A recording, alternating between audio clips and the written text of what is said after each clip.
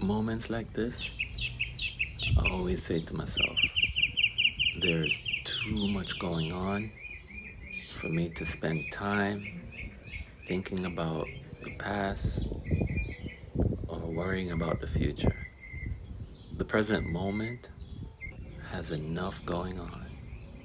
Just listen to those birds singing. If you spend time in the present, you don't have any stress, no worries.